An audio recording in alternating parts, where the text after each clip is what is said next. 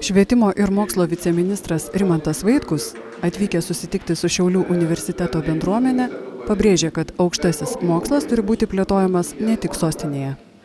Norėjau susitikti su Šiaulių universiteto bendruomenė, nes Šiaulių universitetas yra regiono universitetas, stiprus universitetas regiono ir viena iš mūsų vyriausybės prioritetų yra, žinoma, stiprinti regioninę politiką.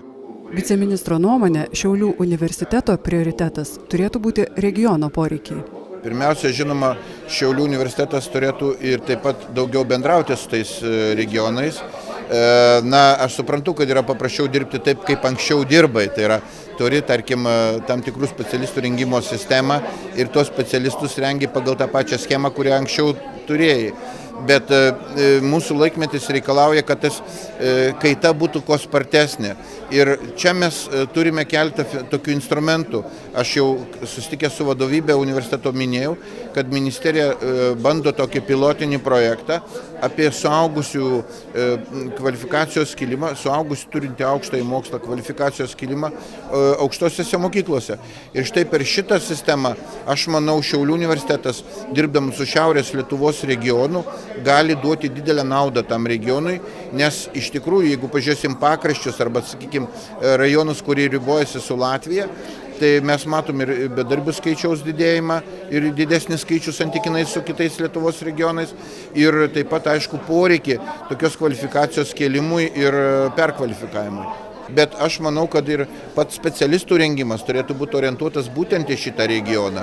Tai yra, aš suprantu, kad Šiauliai yra, pavyzdžiui, stiprus iki mokyklinio ugdymo specialistų rengimui, yra specialių pedagogų rengimui ir taip toliau. Tai yra Lietuvos orientuota rinka.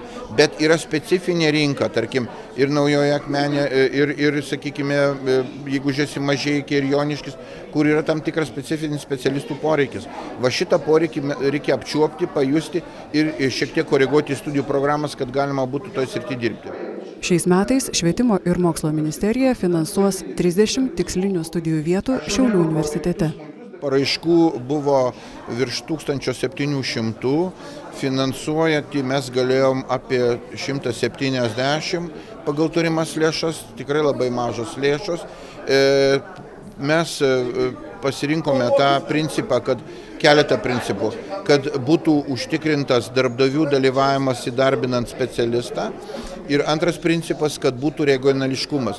Tai štai per regionališkumo principą Šiaulių universitetas santykinai gavo daugiau negu kiti universitetai tų tikslinių finansavimo vietų, bet aš puikiai suprantu, kad tai yra per mažai šitai aukštajai mokyklai ir vis dėlto aš manau, kad žiūrint kompleksiškai per suaugusių švietimą, per kvalifikavimą, per struktūrinių fondus, per dalyvavimą tikslinio finansavimo schemoje Šiaulių universitetas šiek tiek pataisys savo padėtį šiais metais.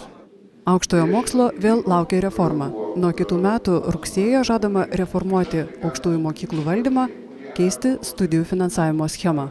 Pirmiausia, mes norime pakeisti pačią schemą studentų priėmimo, sumažinant rinkos apskritai tokią vaidmenį formuojant specialistus, o atsižvelgiant į valstybės poreikį ir, kaip aš prieš tai minėjau, į regionališkumo principą taip pat, kada specialistų užsakymas vykdomas valstybinio užsakymo principų. Antras dalykas, mes dar matome ir valdymo reformos reikalingumą, todėl kad vis tik buvo iškraipimai atlikti ir įgyvendinant Konstitucinio teismo nutarimą. Trečias dalykas, mes manome, kad reikės keisti ir studijų finansavimo schemą. Aš pristačiau pačius schemos metmenis, tai yra per fiksuotą studijų įmoką. Labai yra negerai, kad mes turime didelį skaičių studentų, kurie moka už savo studijas.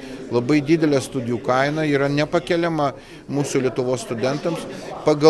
Lyginant su Europos Sąjungo ir pagal perkamosios galios paritetą, Lietuva atsidarė antrojoje vietoje po Didžiosios Britanijos pagal studijų kainą, kai tuo tarpu, jūs puikiai žinote, mūsų atlyginimai yra paskutinėje vietoje. Tai štai jums yra atsakymas, kodėl jauni žmonės bėga į kitas šalis.